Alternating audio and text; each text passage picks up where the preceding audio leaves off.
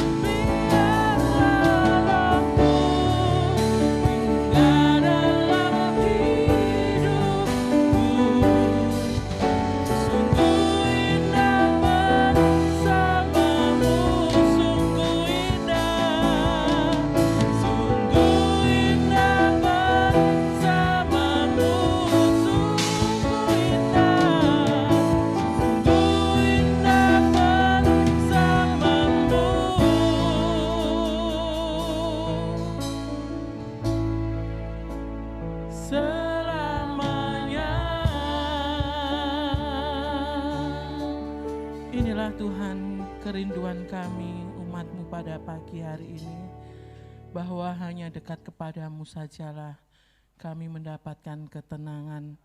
Hanya dekat padamu sajalah kami mampu menghadapi semua yang ada dalam kehidupan kami. Bersyukur Tuhan Yesus, Engkau memberkati kami selama 1 minggu ini. Penyertaan-Mu, kemurahan-Mu, perlindungan-Mu tidak pernah putus dalam kehidupan kami. Hingga pada pagi hari ini Engkau memberikan kami kemenangan untuk kami kembali bersekutu, memuliakan nama Tuhan bersama saudara-saudara seiman kami, baik yang ada di gereja maupun yang ada di rumah tangga masing-masing. Ini semua karena anugerah-Mu Tuhan. Biar kami boleh terus belajar menyenangkan hati Tuhan melalui kesetiaan kami di dalam kami bersekutu kepada Tuhan. Terima kasih Tuhan, mohon pimpinan Tuhan untuk memimpin ibadah kami, dan kami menyerahkan dari awal pertengahan hingga akhirnya di dalam satu nama, Tuhan kami Yesus Kristus, Allah kami yang hidup. Haleluya, amin. Dipersilahkan duduk kembali. Puji nama Tuhan. Shalom Aleichem. Saya ucapkan selamat pagi, selamat bertemu kembali dalam kasih Tuhan kita Yesus Kristus. Pada pagi hari ini kita patut bersyukur pada Tuhan. Penyertaan Tuhan sungguh luar biasa dalam hidup kita. Kiri kananku ada Tuhan. Dan biarlah kita selalu hanya memandang kepada Tuhan Yesus saja.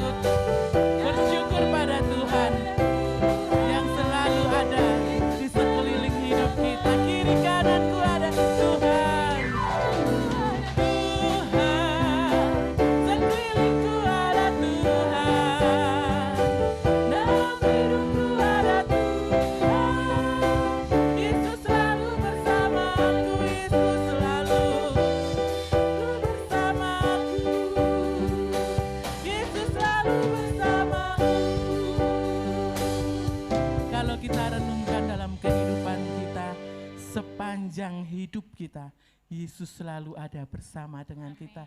Jangan pernah tinggalkan Tuhan, karena Tuhan adalah yang setia. Saya undang jemaat bangkit berdiri, kita akan siapkan hati kita untuk kita menerima kebenaran firman Tuhan. Hanya Kau Tuhan yang mengenal pribadi dalam kehidupan kita.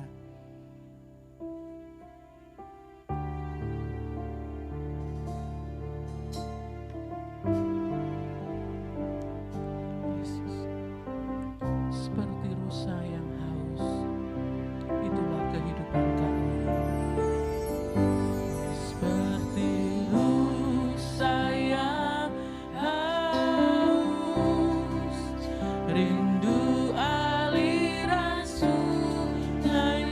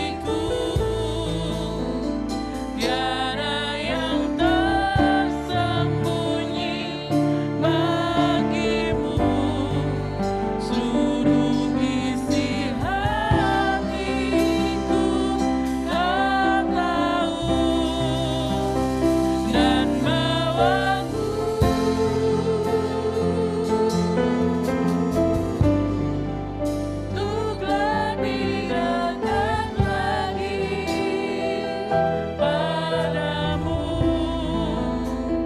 tinggal dalam indahnya dekapan kasih-Mu, seperti rusa yang haus, seperti rusa yang haus, rindu aliran sungai-Mu. Inilah kerinduan kami, Tuhan. Hatiku tak tahan menunggu-Mu, bagai tadang gersang, bagai tanah gersang, menanti datangnya hujan.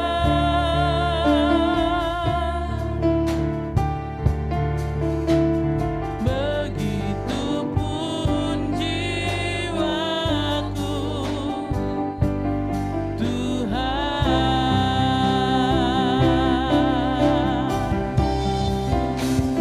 Hanya Engkau Pribadi yang mengenal hatiku, tiada yang tersembunyi bagimu. Seluruh isi hatiku Kau tahu, dan bawaku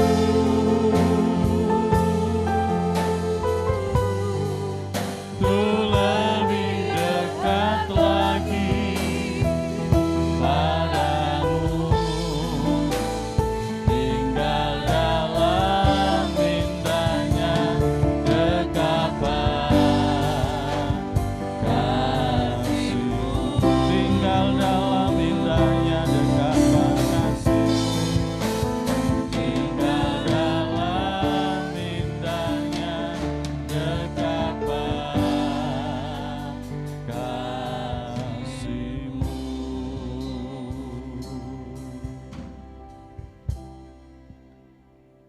Inilah yang menjadi kerinduan hati dan hidup kami, untuk kami senantiasa tinggal tenang di bawah tangan Tuhan yang kuat, memohon dan menyerahkan seluruh kehidupan kami sepenuhnya hanya kepada Tuhan.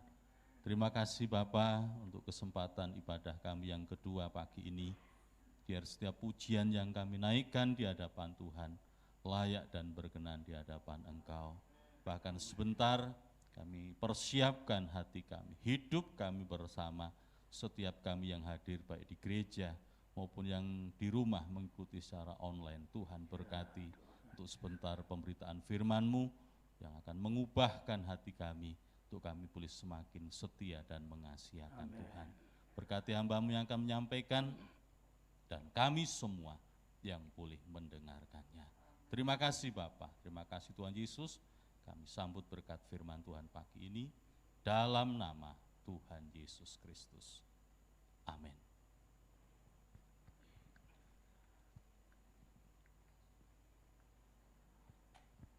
Selamat pagi saudara sekalian. Selamat berbakti dalam nama Tuhan Yesus. Ya. Puji Tuhan,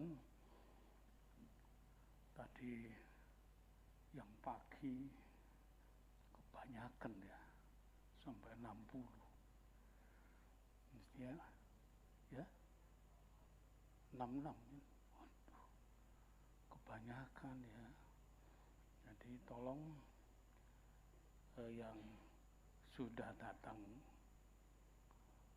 ronde kedua ini jangan ikut-ikut ke pertama ya. Amin. Ini untuk kebaikan kita semua, untuk kesehatan kita semua, sehingga kita pun juga patuh terhadap sistem protokol kesehatan dari pemerintah ya. Jadi supaya kita bersama lebih lebih enak gitu kalau longgar gitu ya, nggak terlalu panas juga, ya pokoknya enak sebetulnya ya. Ini bukan promosi tapi ini sebuah kebenaran. Puji Tuhan kalau kita pada pagi ini bisa masuk dalam sesi yang kedua ya, kita akan bersama-sama membaca di Roma pasal 12 ayat yang pertama sampai dengan ayat yang ke-8 di bawah perikop persembahan yang benar, tapi saya kasih tema yaitu membangun ibadah yang sejati akan menumbuhkan talenta penjaga. Membangun ibadah yang sejati akan menumbuhkan talenta penjaga. Jadi nanti kita akan periksa apa talenta penjaga yang saya maksudkan itu ya. Sekarang kita akan baca bersama Roma 12 ayat yang pertama mulai. Demikian firman Tuhan. Karena itu saudara-saudara, demi kemurahan Allah, aku menasihatkan kamu supaya kamu mempersembahkan tubuhmu sebagai persembahan yang hidup, yang kudus, dan yang berkenan kepada Allah. Itu adalah ibadahmu yang sejati. Janganlah kamu menjadi serupa dengan dunia ini, tetapi berubahlah oleh pembaharuan budimu, sehingga kamu dapat membedakan manakah kehendak Allah, apa yang baik, yang berkenan kepada Allah, dan yang sempurna. Berdasarkan kasih karunia yang dianugerahkan kepadaku, aku berkata kepada setiap orang di antara kamu, janganlah memikirkan hal-hal yang lebih tinggi daripada yang patut kamu pikirkan, tetapi hendaklah kamu berpikir begitu rupa sehingga kamu menguasai diri menurut ukuran iman yang dikaruniakan Allah kepada kamu masing-masing. Sebab sama seperti pada satu tubuh kita mempunyai banyak anggota, tetapi tidak semua anggota itu mempunyai tugas yang sama. Demikian juga kita, walaupun banyak, adalah satu tubuh di dalam Kristus, tetapi kita masing-masing adalah anggota yang seorang terhadap yang lain. Demikianlah kita mempunyai karunia yang berlain-lainan menurut kasih karunia yang dianugerahkan kepada kita. Jika karunia itu adalah untuk bernubuat, baiklah kita melakukannya sesuai dengan iman kita. Jika karunia untuk melayani, baiklah kita melayani. Jika karunia untuk mengajar, baiklah kita mengajar. Jika karunia untuk menasihati, baiklah kita menasihati. Siapa yang membagi-bagikan sesuatu, hendaklah ia melakukannya dengan hati yang ikhlas. Siapa yang memberi pimpinan, hendaklah ia melakukannya dengan rajin. Siapa yang menunjukkan kemurahan, hendaklah ia melakukannya dengan sukacita.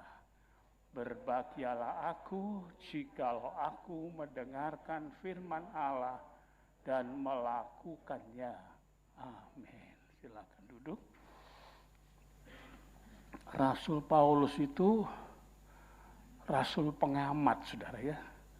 Jadi ada karunia penggembalaan, tetapi tidak menjadi gembala lokal, tetapi menjadi gembala di wilayah-wilayah yang sudah dibukanya. Sedangkan gembala-gembala lokalnya itu ada. Rasul Paulus ini, beliau adalah sosok pribadi yang pemerhati. Karena itu filosofi hidupnya baginya adalah hidup untuk Yesus, mati adalah keuntungan. Dan bila masih hidup itu harus berbuah. Itu adalah filosofi hidupnya. Kalau filosofi dari hidupnya Yohanes Pembaptis, biarlah ia makin bertambah-tambah, aku ini makin berkurang-kurang. Memang di dalam hidup kita itu mesti harus ada sikap iman, filosofi iman, itu harus ada. Saudara ya, sebab didikan Tuhan sudah menyuguhkan seperti itu keberadaannya. Rasul Paulus karena memang filosofinya adalah hidup untuk Tuhan, mati adalah keuntungan, maka kita melihat bagaimana Rasul Paulus dalam melakukan tugasnya tidak kenal waktu, tidak kenal payah kasarnya. Sama dengan Sadhu Sundar Singh, kalau pernah baca bukunya, yang ada di India, dia seorang sadhu dulunya, yaitu seorang pendeta petapa ya. Lalu kemudian terima Kristus, ia menjadi seorang pelayan Tuhan. Oh itu luar biasa, nyaris sama. Naik ke mana?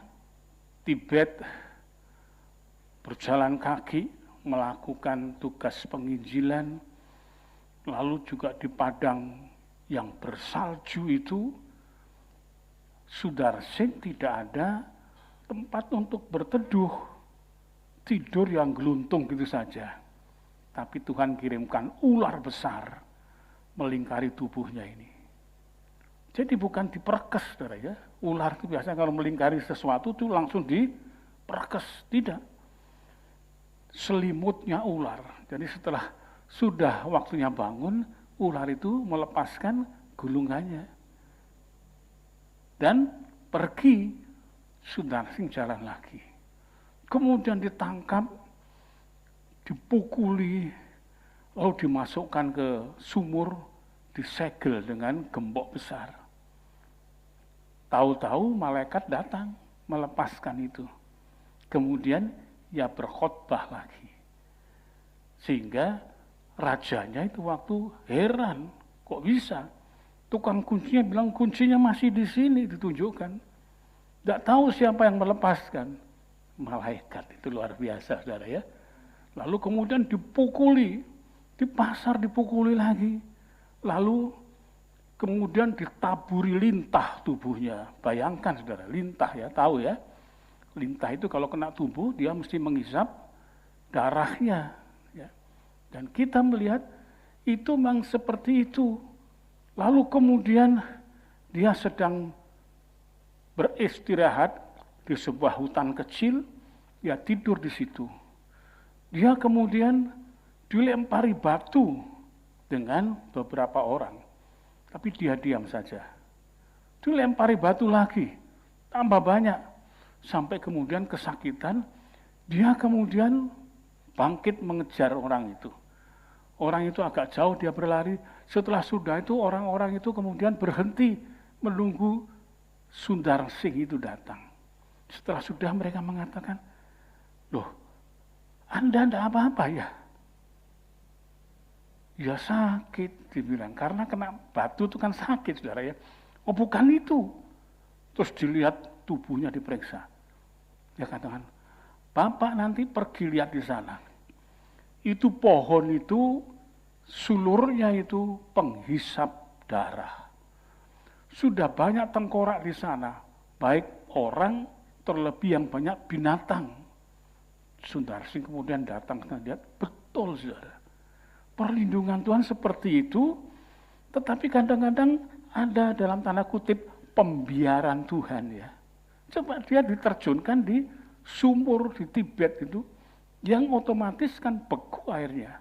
Itu bisa mematahkan tulang, jatuhkan gitu saja. Lalu digembok. Belum begitu kemudian ditabur lintah, itu bagaimana? supaya tidak dihisap ya, kecuali menjijikkan juga menggeruit itu hisapannya itu. Ini sebuah talenta luar biasa. Itu ada pada satu Sundarsing dan ini ada pada Rasul Paulus. Ya, dia sanggup kemana-kemana, karam kapal, tenggelam, dan lain sebagainya. Tentu saudara, kita semua pelayan Tuhan yang ada, saya, Pak Paulus, Yonatan, ya Pak Sudon, dia tidak demikian ya, beda-beda. Ada takarannya masing-masing disesuaikan dengan kondisinya yang begitu rupa. Jadi ada hal-hal yang sangat ekstrim.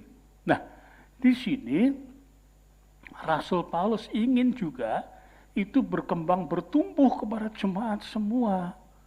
Maka itu tujuannya dengan menyatakan karena itu saudara-saudara demi kemurahan Allah, kasih karunia Allah itu, aku menasihatkan kamu supaya kamu mempersembahkan tubuhmu sebagai persembahan yang hidup, yang kudus, dan yang berkenan kepada Allah. Itu adalah ibadahmu yang sejati. Jadi untuk membangun ibadah yang sejati. Saudara, saya membaca ulang-ulang ayat ini dan saya mencoba untuk merenungkan. Ini Rasul ini luar biasa ini. Tadinya pembunuh yang kejam, sadis sekali. Seolah-olah kalau dia lihat darah itu tambah semangat gitu, saudara ya, tambah semangat. Tetapi kemudian berbalik begitu rupa, diubahkan oleh Tuhan. Nah, di sini kemudian dalam perjalanan kehidupannya dari berbagai-bagai peristiwa yang ada, kemudian terbentuklah konsep berpikir bahwa perlu untuk membangun satu ibadah yang sejati. Ya. Kenapa? Karena tidak mungkin akan dipelihara Tuhan begitu rupa, termasuk satu Sundarsing juga, kalau dia ibadahnya tidak sejati, tidak murni. Ya. Ini perlu ada. Pandangan ke depan adalah gereja Tuhan itu tidak cukup hanya di sini, di Imperium Romawi, tetapi lebih jauh dari itu.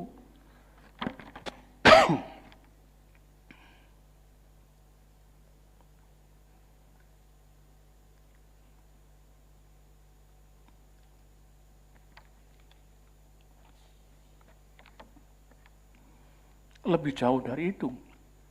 Sebab makin hari, menurut pengalaman, dunia itu tambah jahat. Maka itu kemudian anjurannya adalah jangan kamu menjadi serupa dengan dunia ini. Dunia ini yang dimaksudkan adalah karakternya orang yang tidak bertobat, yang sangat provokatif. Pengaruh dunia itu provokatif, saudara. Jadi sulit kita mau menghindar itu sulit. Ini karena memang di backup oleh kuasa iblis, kuasa setan. Karena itu jangan pernah sekali-kali terjun ke dunia, terjun kepada kehidupan orang yang tidak mau terima keberadaan Kristus. Tetapi berubahlah oleh pembaharuan budimu, sehingga kamu dapat membedakan manakah kehendak Allah, yaitu apa yang baik, yang berkenan kepada Allah, dan yang sempurna. 3 kriteria ini, yaitu baik, berkenan, dan sempurna. Ini butuh kepekaan, saudara ya.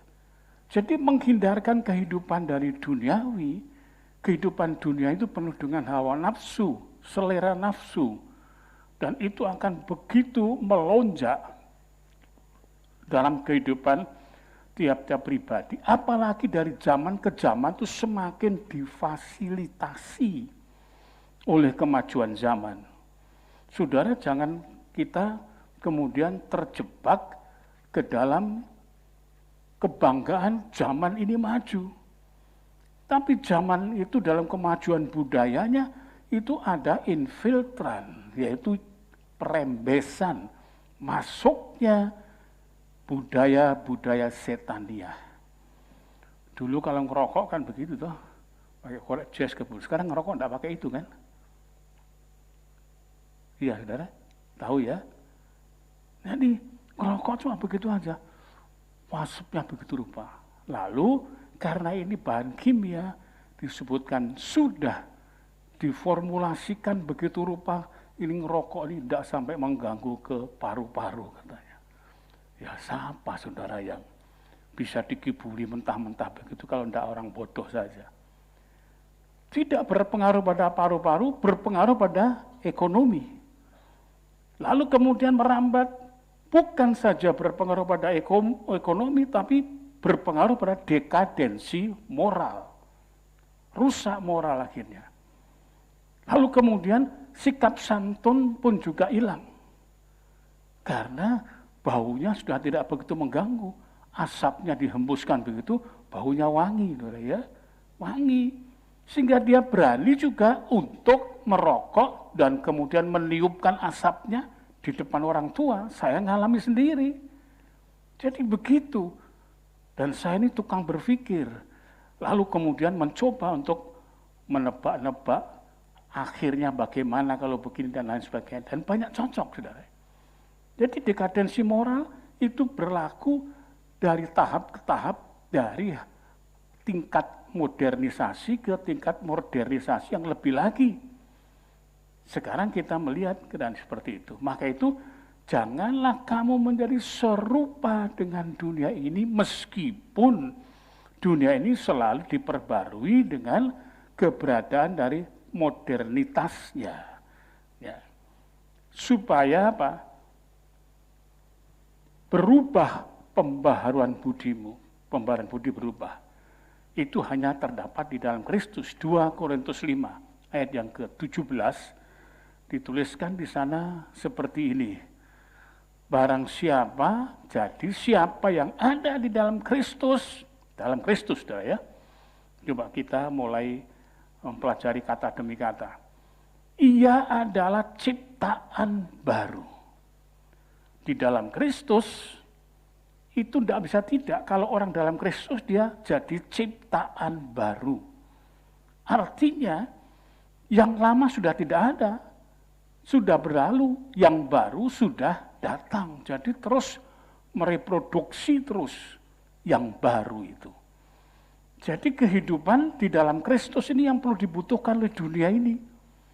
Dunia ini butuh orang yang pikirannya diperbarui terus. Sekarang ini kita melihat pikiran orang yang beragama banyak semakin bobrok. 2 Timotius 3 ayat yang ke-5. Kita melihat beribadah tetap, semangat boleh, bertobat jangan. Ya. Secara lahiriah mereka menjalankan ibadah mereka luar biasa. Tempat-tempat ibadah kan dipenuhi dengan fasilitas. Sistem audionya juga diperbarui begitu, suaranya enak, ulem. Ya, kayak suaranya Pak Paulus ini enak.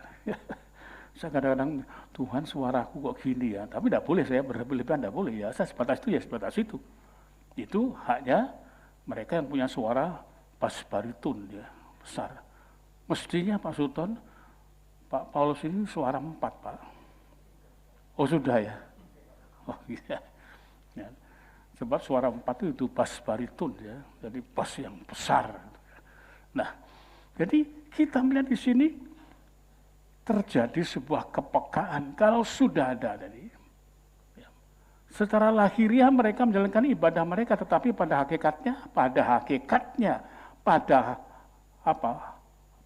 kenyataannya, pada sebuah kebenaran esensinya, mereka memungkiri kekuatannya. Ibadah itu punya kewenangan, kekuatan. Apa? Tunduk kepada Tuhan pertama.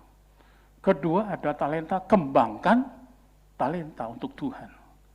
Yang ketiga, mesti rendah hati di hadapan Tuhan dan sesama. Ini adalah merupakan sesuatu yang dipungkiri sama sekali. Coba kita melihat. Ibadahnya sekarang diatur-atur begitu rupa, lepas dari garis yang semestinya. Ini sangat mengerikan sekali. Kita lihat itu. Bagaimana pemakaian sumber keuangan. Bagaimana kemudian kehidupan dari pengkhotbahnya, gembalanya. Itu harus betul-betul disesuaikan dengan keberadaan dirinya sebagai seorang hamba, abdi. Pemberitaannya, kehidupannya harus memberikan sebuah keteladanan. Jangan ikut duniawi. Ya. Ini mengerikan sekali. Tampil begitu rupa dengan kemewahan, sehingga hidupnya serba di dalam kemewahan. Sementara jemaat penuh dengan kekurangan. Tapi sementara dia pun juga kikir, tidak perhatian. Ngeri. Hal-hal yang paradoksal seperti ini, itu terjadi pada sekarang ini. Khotbahnya bagus. Ya. Dia seorang orator. Tetapi pada kemudian hidupnya mengikuti alur duniawi. Susah, saudara ya. Susah. Jadi ini yang perlu diperhatikan. Membangun ibadah sejati itu, kemudian diperbarui. 2 Korintus 5:17. Jadi siapa yang ada di dalam Kristus, dia adalah ciptaan baru, sama sekali baru ya. Baru itu artinya belum pernah ada, itu baru. Kalau yang sudah ada itu bukan baru artinya ya. Yang lama sudah berlalu, sesungguhnya yang baru sudah datang. Jadi terus itu merepro dalam kehidupan kita, terus bertambah, terus bertambah, terus bertambah. Sehingga kita melihat apa yang disimpulkan oleh Rasul Paulus, beliau menyatakan, sehingga kamu dapat membedakan manakah kehendak Allah, apa yang baik, yang berkenan kepada Allah, dan yang sempurna. Jadi peka, bisa mengetahui. Kita melihat yang menjadi karya Allah, pekerjaan Allah itu adalah pekerjaan yang baik, berkenan kepada Bapa, dan yang sempurna. Kalau kita baik, berkenan kepada Allah dalam Yesus, kemudian yang sempurna. Ini perlu ada. Kata-kata sempurna ini sebetulnya adalah memberikan satu pengertian ketuntasannya. Sering saya pakai istilah pintu ini. Pintu itu dibangun begitu rupa, kemudian pasang engselnya, pasang segalanya, kemudian waktu dipakai bisa berfungsi. Fungsinya adalah untuk mengatur orang keluar masuk dan untuk membuat pengamanan. Itu namanya sempurna. Kita dipilih, dipanggil untuk sempurna. Apa kesempurnaannya? Dipakai Tuhan. Maka itu kita melihat bahwa Matius mengatakan, hendaklah kamu sempurna sama seperti Bapamu di surga sempurna adanya. Waduh. Jadi bisa dipakai gitu, berfungsi. Ya, ini butuh kepekaan.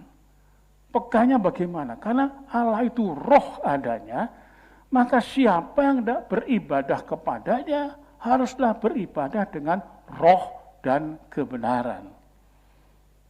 Ini perlu untuk kita ketahui. Yohanes 4 kan, itu ayat yang ke-23-24 itu. Jadi saudara, bagaimana kita ini masih terdiri dari tubuh, jiwa, dan roh. Adanya tubuh ini kadang-kadang menjadi penghalang. Tubuh itu tidak bisa diajak untuk mengerti bahasanya roh. Bukan bahasa roh ya, saya maksudkan ya. Bahasa lagak lagunya, pekerjaannya, roh itu. Perlu sekali, kalau tidak ada kepekaan, rusak semuanya ini. Mari kita baca bersama di dalam Matius pasal 1, ayat yang ke-18 mulai.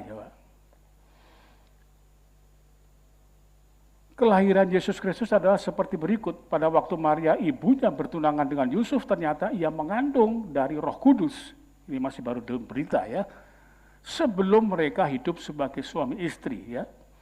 Karena Yusuf suaminya seorang yang tulus hati dan tidak mau mencemarkan nama istrinya di muka umum, ia bermaksud menceraikannya dengan diam-diam. Tetapi ketika ia mempertimbangkan maksud itu, perhatikan, tadi itu orang yang rendah hati dan mempertimbangkan, ada sebuah pertimbangan. Jadi tidak langsung antem kromo saja ya. Malaikat Tuhan nampak kepadanya dalam mimpi dan berkata begini, Yusuf anak Daud, janganlah engkau takut mengambil Maria sebagai istrimu, sebab anak yang di dalam kandungannya adalah dari Roh Kudus. Ia akan melahirkan anak laki-laki dan engkau akan menamakan dia Yesus, karena dialah yang akan menyelamatkan umatnya dari dosa mereka. Hal itu terjadi supaya genaplah yang difirmankan Tuhan oleh Nabi, sesungguhnya anak darah itu akan mengandung dan melahirkan seorang anak laki-laki dan mereka akan menamakan dia Immanuel, yang artinya berarti Allah menyertai kita. Ya. Sesudah bangun dari tidurnya, Yusuf berbuat seperti yang diperintahkan malaikat Tuhan itu kepadanya. Ia mengambil Maria sebagai istrinya, tetapi tidak bersetubuh dengan dia sampai ia melahirkan anaknya laki-laki dan Yusuf menamakan dia Yesus. Ini adalah kepekaan. Andai kata tidak ada kepekaan ini sebagai modal kehidupan dari Yusuf, maka tidak ada kisahnya. Bagaimana Tuhan bisa memakai Maria? Bagaimana Tuhan bisa memilih Yusuf sebagai suami dari Maria? Tidak akan ada. Dan apa yang direncanakan Tuhan semua itu pasti jadi. Sebab sekali Tuhan berfirman, jadilah semuanya itu. Artinya berwujudlah. Jadilah sejarah kemudian. Ya saudara, gereja ini mesti harus ada kepekaan di dalamnya. Tidak boleh tidak ada. Karena musuh kita itu adalah roh kegelapan. Roh jahat. Saya sampaikan kepada saudara, beberapa, mungkin setahun yang lalu ya, saya waktu mau masuk kamar mandi, tahu meletus itu balon itu. Saya tahu, ini santet ini. Pecah itu. Saya tidak rasa apa-apa. Tetapi berapa bulan kemudian, maaf, saya itu buang air besar itu ya, keluar belingnya itu. Keluar beling itu. Tapi saya tidak luka sampai sekarang. Ya. Tadi malam ada lagi meletus di kamar itu. Tuas gitu. Saya bilang darah Yesus kuasa. Kita jangan takut tentang hal itu. Tapi kita mesti peka, ini ada roh kegelapan yang tidak mau terima. Dia mau mengacaukan keberadaan dari iman kita bersama. Tapi Tuhan itu melindungi, Tuhan itu memberikan perlindungan. Dulu saya mau dibuat gila, waktu saya tidur di bawah, tahu-tahu roh membangunkan, saya bangun, sudah ada 2 sosok yang menari. Satu di depan saya menari, satu jaga di pintu. Tapi kepalanya kerbau. Sosok orang kepalanya kerbau. Persis kerbau. Ini bulu di pundaknya ini karena dia telanjang dada, itu tebal sekali. Kemudian menari-nari begitu. Saya ini hampir tertawa. Kalau tidak ada suara mengatakan, jangan kamu tertawa, karena kamu akan dibuat gila. Saya sudah tertawa, saudara. Itu jauh sebelum saya menikah ya. Jadi itu waktu di Ngagli, saya langsung berserah dalam nama Yesus, bledos. Orang kalau tidak ada kepekaan tidak percaya. Karena itu saya masukkan di Facebook itu, ada yang nanggapi, itu halu katanya. Maka untuk itu saya kasih ayat-ayat, supaya bisa mereka tahu. Jadi kadang-kadang pengalaman seperti itu sudah jadi langka. Bukan sayanya yang istimewa. Semua itu bisa. Ini dituntut. Supaya tahu. Karena itu mesti diperbarui. Hidup baru di dalam Kristus. Jangan ada satu kejahatan di dalam diri. Dosa-dosa semua dihilangkan. Kalau diberkati, kita bersyukur tidak menghina orang yang masih dalam kekurangan. Tapi justru membagi untuk orang yang berkekurangan. Kalau dia pandai, dia punya titel, jangan menghina yang tidak punya titel, yang rendahan. Ya, karena kita dituntut untuk rendah hati. Ilmu dari mana? Kita punya titel doktor, profesor, diputer Tuhan itunya, ditokno Tuhan. Bukan Tuhan muter ya, ditoknya enggak dilindungi, diputer sama iblis tuh, otaknya. Ya, apanya enggak kemudian keblinger, saudara.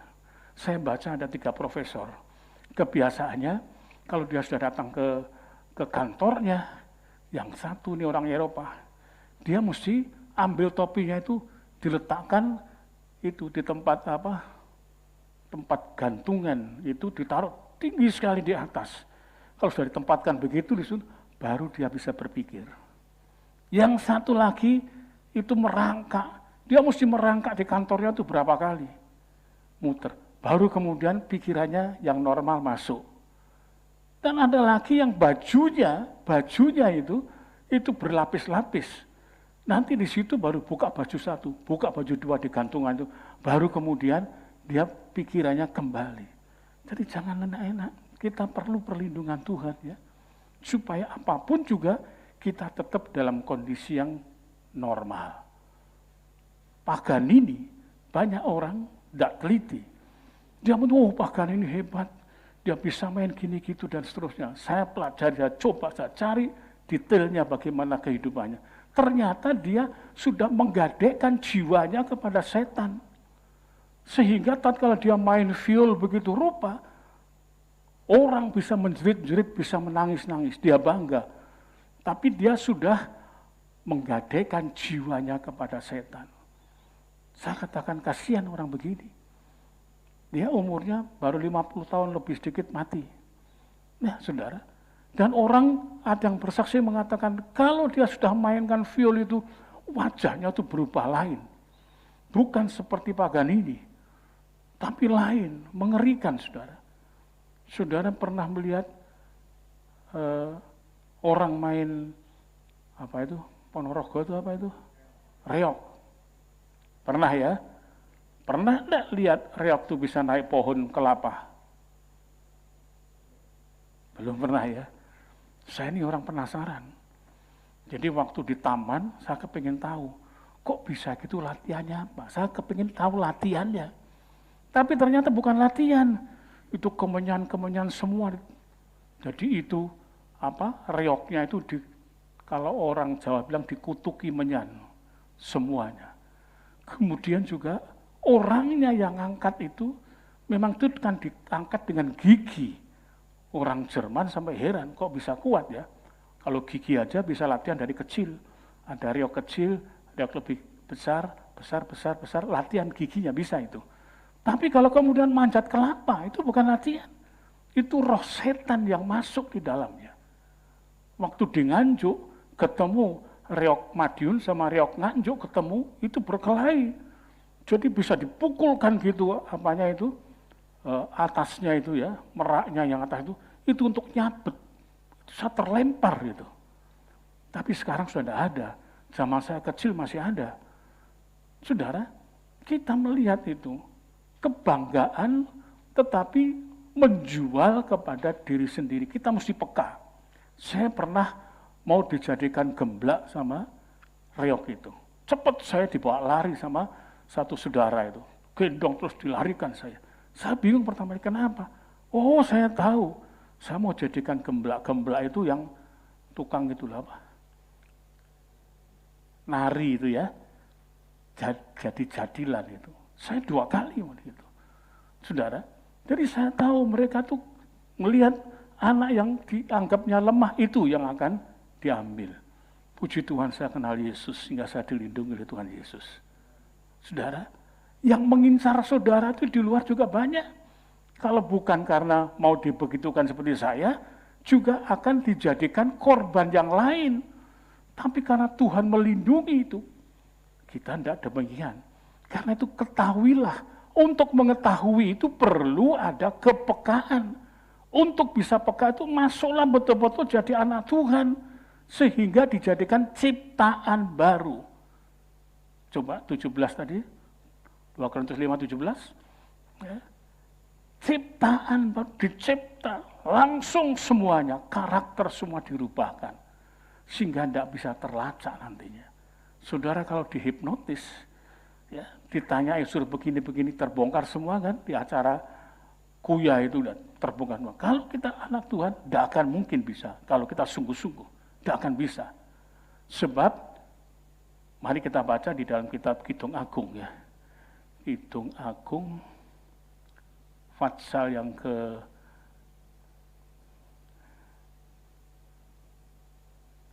5 ayat 5 coba. Tolong.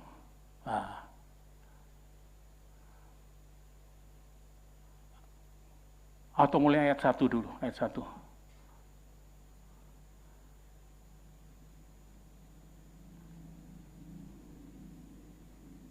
Kedua, coba.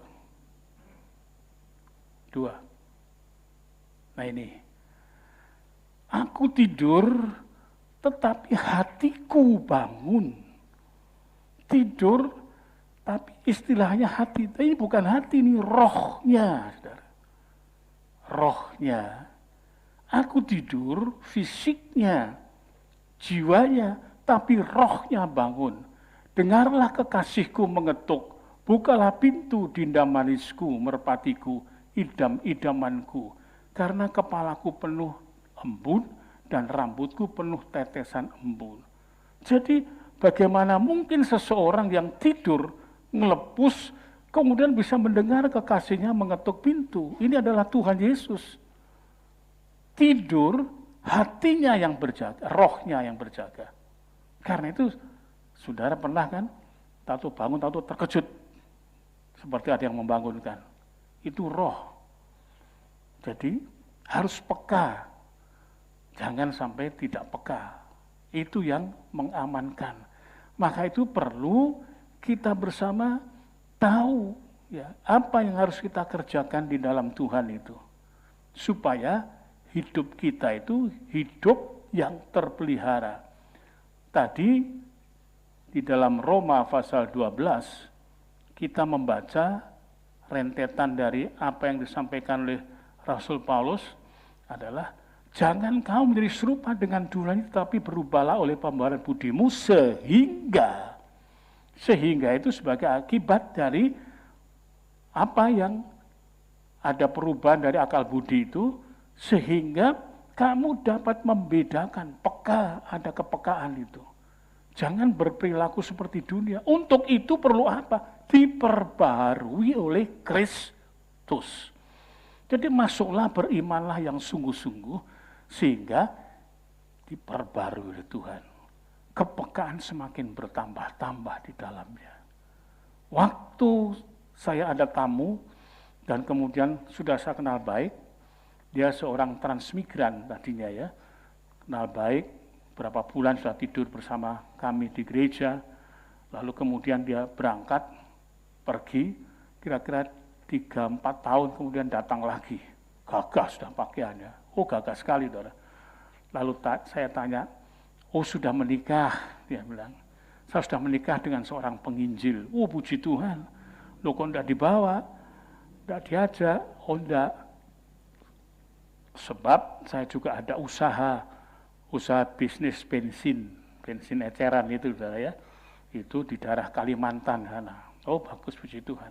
Waktu doa, saya lihat dalam waktu saya tutup mata itu, saya melihat kok ada sosok hitam di samping kanan saya, ini siapa?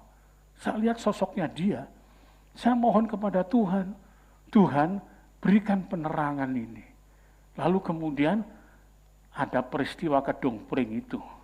Saya kemudian harus bertanggung jawab karena yang buka adalah saya. Jadi kemudian saya urusi itu dan saya akan tinggal ke Surabaya. Saya pesan sama ibu. Saya ada tip itu waktu, ya. Kemudian ada kaset-kaset banyak. Saya bilang saya akan ke Surabaya. Saya mesti bermalam karena ini petang hari. Ya, saya bilang sama ibu, tolong ibu, jangan dikeluarkan tip ini, jangan diberikan juga kaset ini kepada si A tadi. Ibu saya tidak tanya apa-apa, cuma oh iya. Pulang, berangkat saya ke Surabaya.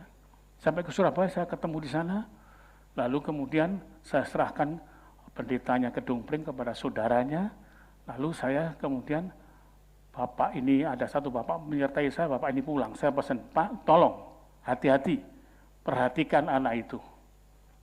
Saya sebab sudah melihat, saudara ya, apa yang wujud dari anak ini.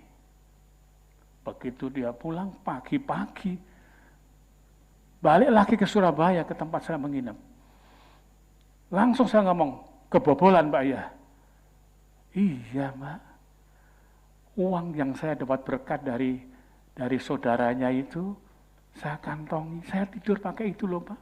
Diambil, dirogoh loh, enggak kerosot. Amplopnya dibuang di tempat tidur itu. Ini enggak ngeci itu namanya. Terus tape sama kasetnya Pak dibawa semua. Wah, sudah. Harus ada kepekaan dalam roh. Tuhan itu memberikan hak ini semua sama kepada saudara dan saya. Supaya kita semua bisa ngomong apa yang menjadi kehendak Tuhan ini, saudara ya. Kok belum sudah kurang 5 menit ya. Terat sedikit tidak apa ya saudara ya. Supaya balance tadi yang sesi 1 ya telat loh ya. Ya, jadi kembali ke situ. Kalau saya ada kepekaan, tidak didukung oleh yang sama-sama peka, kebobolan tetap jalan.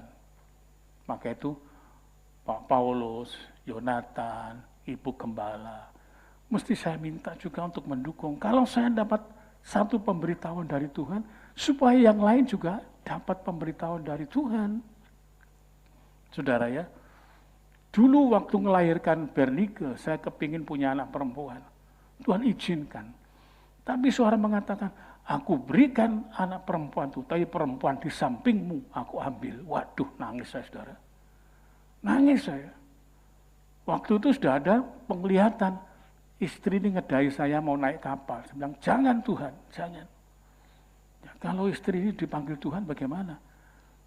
Waktu melahirkan memang Ibu Gembala ini, saya lihat kelihatan seperti orang mati, saudara. Lemes. Tapi anak saya, Bernike itu kecilan jerit. Wah keras sekali. Sampai Ibu Yohanes almarhum itu ngomong, Pak, laki-laki, Pak, enggak. Saya sudah dapat berita dari Tuhan anak perempuan. Maka itu saya suruh langsung belikan anting sama dia. Yang lain mengatakan, Pak, ini besok jadi apa? Mau laki-laki kok diberikan anting. Katanya dasarnya perutnya muncul gitu katanya. Ya enggak tahu ibu-ibu apa punya pengalaman gitu ya. Kalau perutnya muncul gitu katanya lanang gitu. Ya, tapi bang perempuan cuma teriakannya kayak orang laki, anak laki, keras sekali. Nah, sekarang juga kadang-kadang ada tomboinya saudara ya. Waktu di sekolah itu saya sampai ketir-ketir saya. Wah, anak laki-laki diseret, dijambak. Terus ditendang sampai ngelihat saya begini, kakinya nendang gitu, tapi sih ngelihat saya gitu. Oh, bahaya ini. Ya, Ega. Jadi lihat seperti ini kondisinya. Peka harus ada. Peka itu begitu rupa sehingga bisa membuat pengamanan. Maka itu saya minta kader ke depan ini besok sebab paling tidak kalau saya sudah tidak ada, lalu tentu jatuh ke Ibu Gembala untuk menggembalakan. Ibu Gembala tidak ada, ya mereka berdua ini. Itu harus belajar peka mulai sekarang ini. Ini perlu untuk ada satu kelanjutan dalam pelayanan gereja itu. Ya. Berdasarkan kasih karunia yang dianugerahkan kepadaku, aku berkata kepada setiap orang di antara kamu, janganlah kamu memikirkan hal-hal yang lebih tinggi daripada yang patut kamu pikirkan, tetapi hendaklah kamu berpikir begitu rupa sehingga kamu menguasai diri menurut ukuran iman yang dikaruniakan. Ukuran iman harus berpadan dengan apa? Ada talentanya? Nggak ada. Nanti kita lihat ini. Ya saudara ya. Jadi peka ya. Orang Majus juga peka loh. Coba dibaca di dalam Matius pasal yang kedua itu.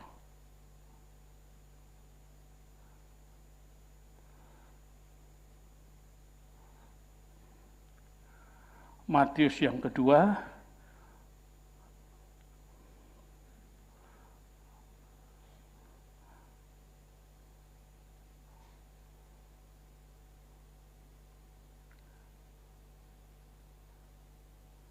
ayat yang ke-12 lebih dahulu. Dan karena diperingatkan dalam mimpi supaya jangan kembali kepada Herodes, maka pulanglah mereka ke negerinya melalui jalan lain. Ini kalau tidak ada orang Majus yang peka, itu tentu sudah terjadi satu insiden, tragedi. Yesus akan dibunuh. Karena ayat yang di atasnya, Herodes pura-pura pengen tahu siapa supaya aku bisa menyembah dia. Oh, ini raja orang Yahudi, ini lahir di mana ini, dan lain sebagainya. Tapi belum sampai kemudian kembali lapor ke Herodes, sudah kita ketemukan ini tempat ini, mimpi sudah datang. Jangan kembali balik. Dia peka, dia percaya, kemudian dia nyimpang. Demikian juga dengan Yesus yang masih kecil itu, oleh Yusuf kemudian juga diamankan. Fatsal yang kedua tetap, ayat yang ke-13. Setelah orang-orang Majus itu berangkat, nampaklah malaikat Tuhan kepada Yusuf dalam mimpi dan berkata, bangunlah, ambillah anak itu serta ibunya, larilah ke Mesir dan tinggallah di sana sampai aku berfirman kepadamu, karena Herodes akan mencari anak itu untuk membunuh dia. Maka Yusuf pun bangunlah, diambilnya anak itu serta ibunya malam itu juga menyingkir ke Mesir.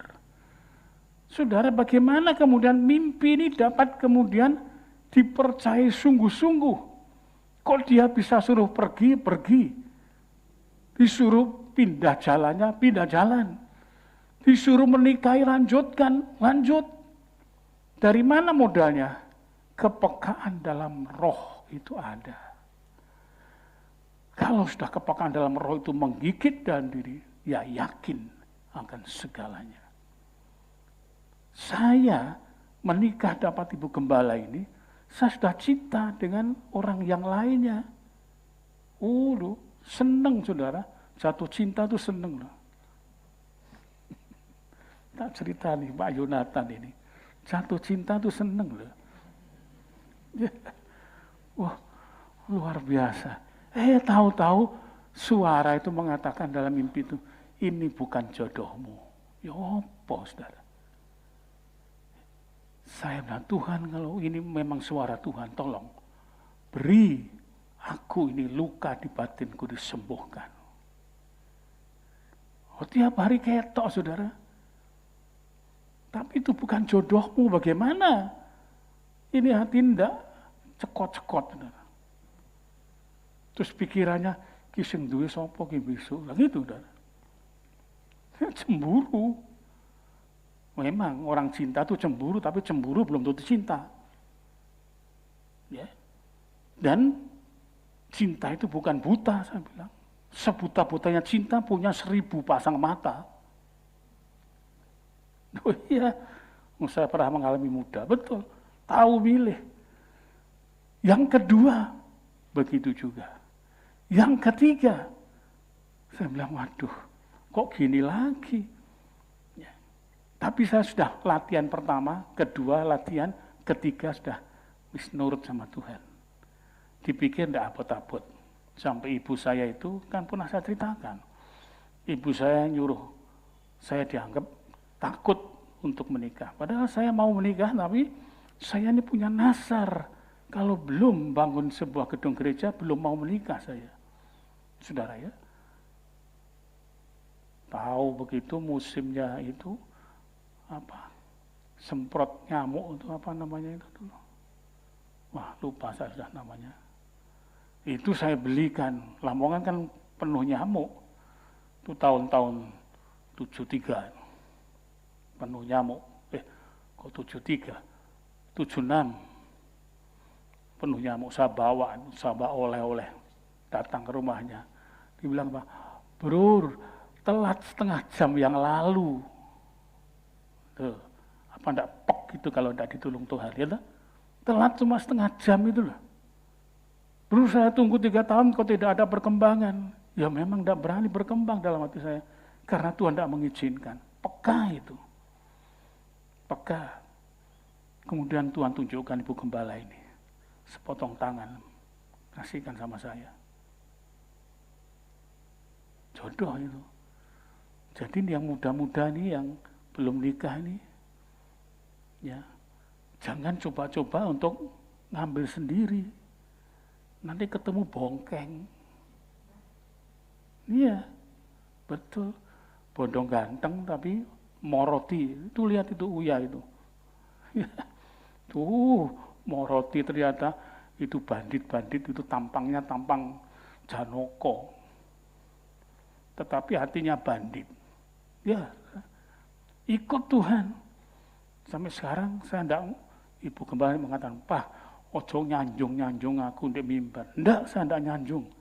Saya ini ngomong kebenaran.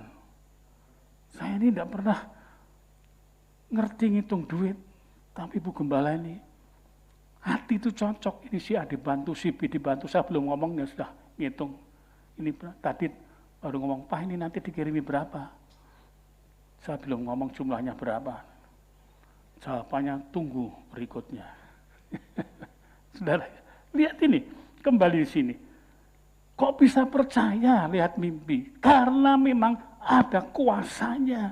Saudara nanti kalau itu roh Tuhan yang ada, memberikan ruang mimpi itu dikuasai. Karena itu dalam doa kami siang, saya menangis, Tuhan tolong supaya ruang mimpi Tuhan jaga. Ini media untuk Tuhan yang berbicara, jangan di tempat yang lain. Jangan nanti ngomong dekat orang yang kaya, aduh, Brur, Sus, saya tadi mimpi, Anda ini mesti harus berkorban untuk gereja loh. Sebab saya sudah mimpi, oh gombal itu. Gombal itu, saudara ya. Jadi perlu ini, sekali lagi, maka itu kita kembali ke Roma 12 tadi ya.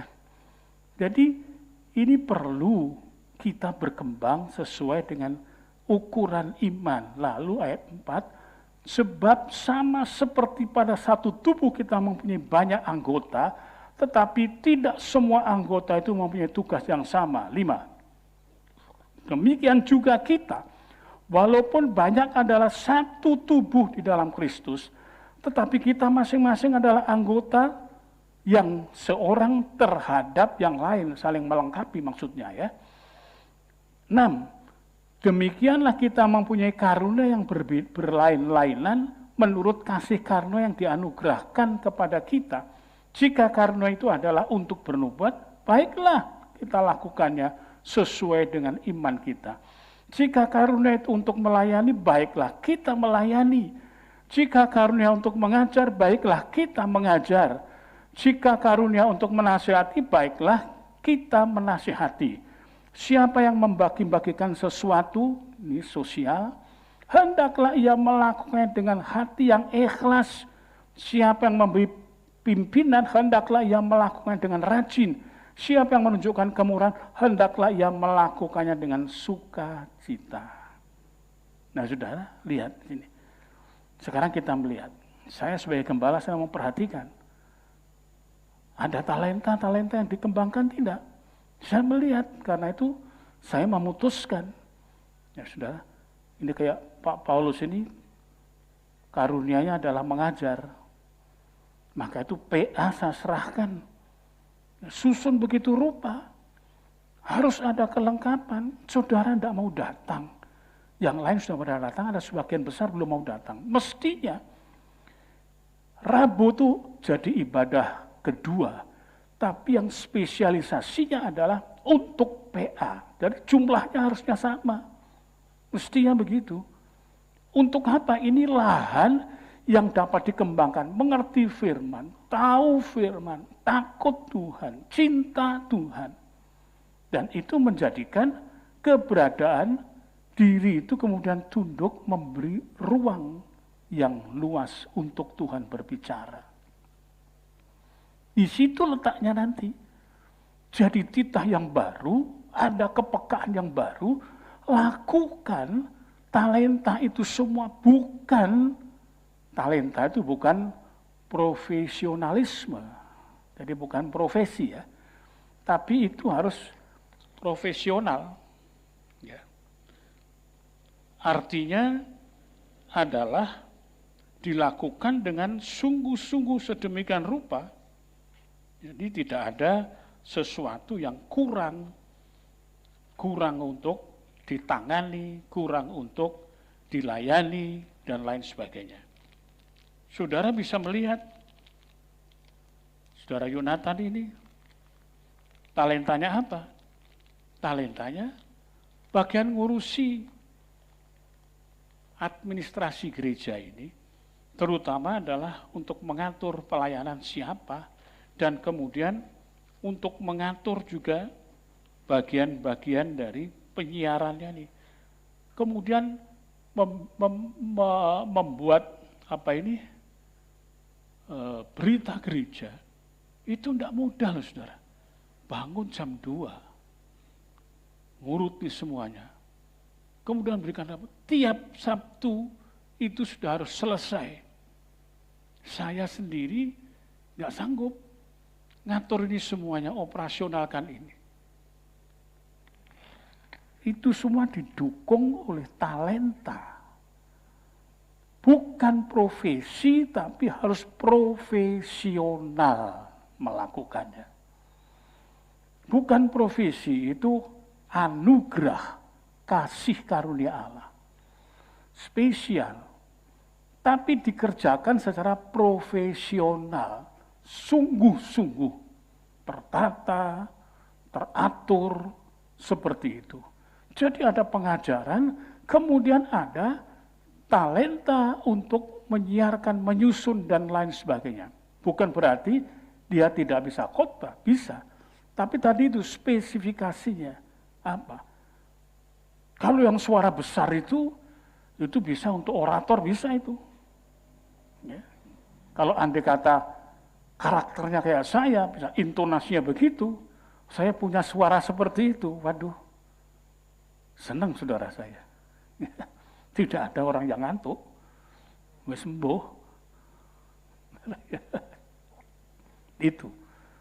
Jadi kita melihat itu yang saya beritakan tadi itu membangun ibadah yang sejati untuk kemudian menumbuhkan di dalam talenta penjaga.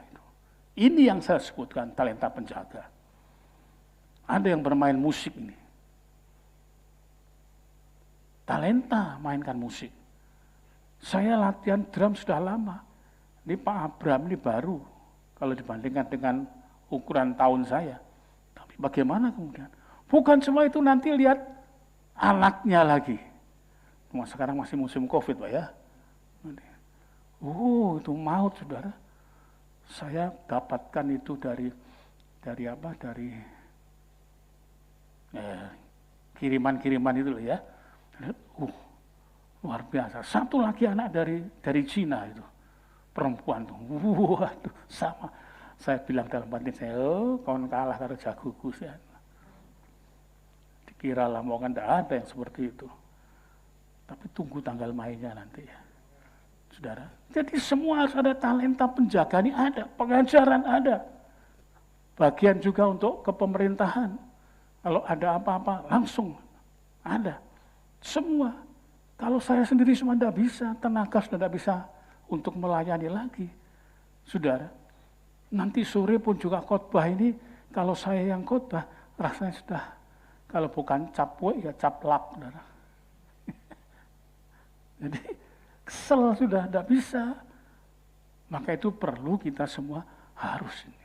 Pak Sutton bagian untuk pembinaan kurnya, memilih siapa-siapa dan lain sebagainya dengan Pak Agus sebagai kadernya. Nah saudara, semua itu begitu, tapi harus terbangun dulu ibadah yang sejati. Sejati itu benar, yang benar-benar benar, gitu ya. Saya pakai istilahnya Ipin dan Upin itu, ya, benar-benar benar. Jadi itu baru kemudian bisa. Puji Tuhan, biarlah firman Tuhan ini telatnya 1/4 jam kayak tadi ya. Saya ditegur sama saudara Yonatan, Pak, selesainya ibadah itu 1 jam, bukan selesainya khotbah. Ini masih begitu saya belajar ya, nanti supaya pas waktunya ya. Puji Tuhan, mari kita bangkit berdiri, kita datang kepada Tuhan. Jadi sekali lagi, mari kita membangun ibadah yang sejati untuk bisa menumbuh kembangkan talenta-talenta penjaga yang ada bagi menjaga gereja dalam segala keutuhannya.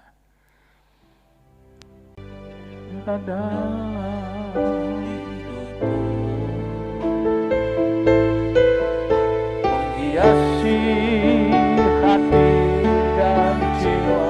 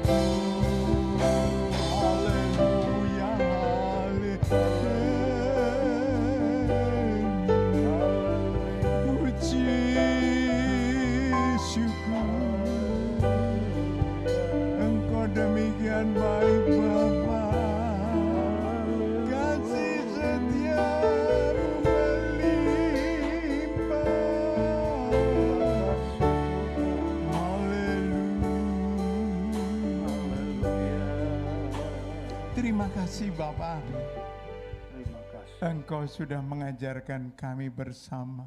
Amin. Untuk kami belajar ibadah yang sungguh, ibadah yang sejati di hadapan Tuhan. Amin. Ibadah yang benar, kudus, berkenan di hadapan Tuhan. Amin. Ampuni Bapa, apabila kami sering ibadah ayal-ayalan di hadapan Tuhan.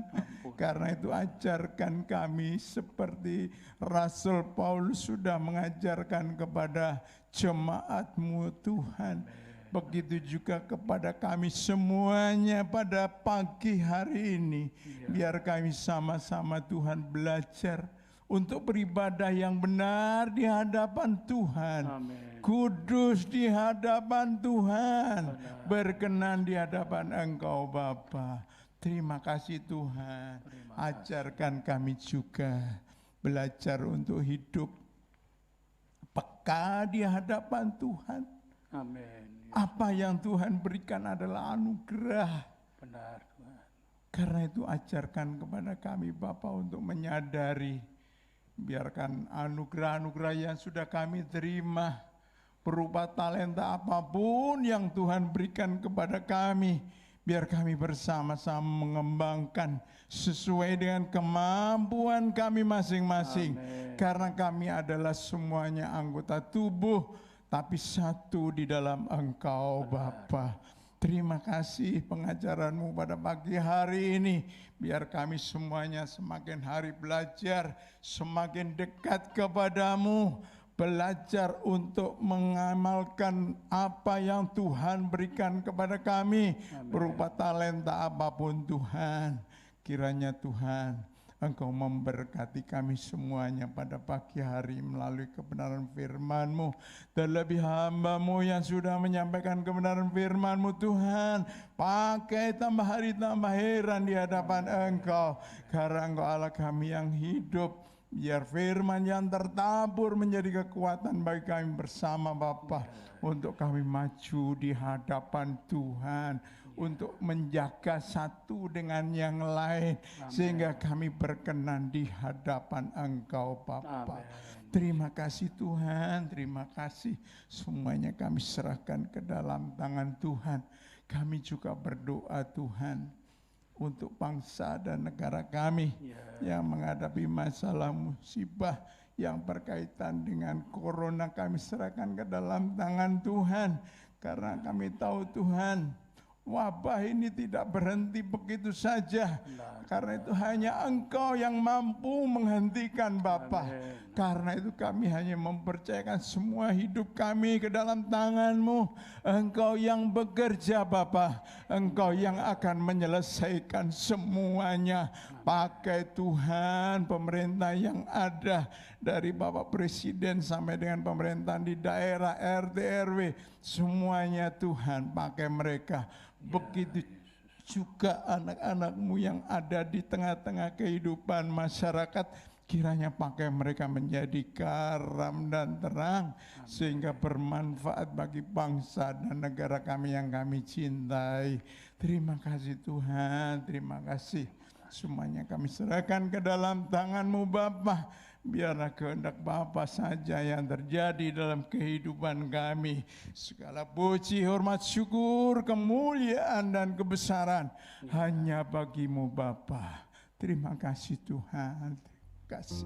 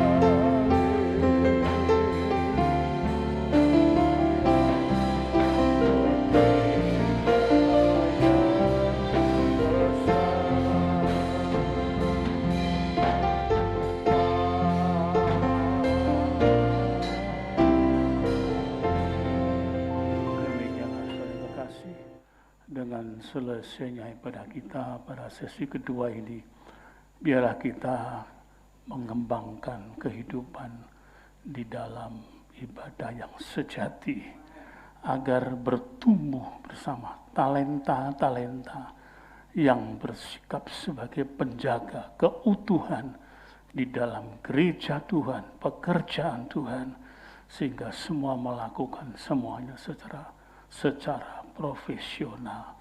Terima kasih Tuhan, terima kasih. Sekarang saudara yang kekasih, pulanglah dan kiranya lakukanlah kesetiaan membangun ibadah yang sejati demi tumbuhnya talenta-talenta yang menjaga dalam pekerjaan Tuhan ini. Kemudian pulanglah dan terimalah anugerah Bapa dari sorga, kasih sayang, rahmat, damai sejahtera dalam Kristus Yesus Tuhan kita, beserta persekutuan Roh Kudus-Nya, yang menghiburkan kita mulai siang hari ini, sampai Maranatha, bahkan sampai kita masuk ke dalam pesta nikah anak domba Allah, sebagai mempelai-mempelai Tuhan yang diberkati, dalam nama Tuhan Yesus Kristus. Haleluya. Amin.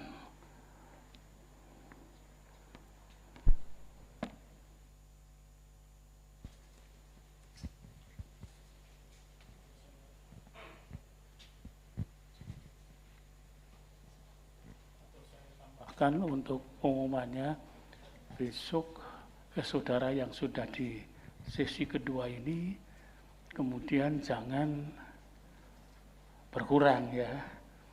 Syukur-syukur bisa tambahi, beritahukan kepada yang lainnya yang sesi 1 supaya masuk sebagian ke sesi 2 supaya pembagiannya itu bisa merata ya. Tuhan memberkati.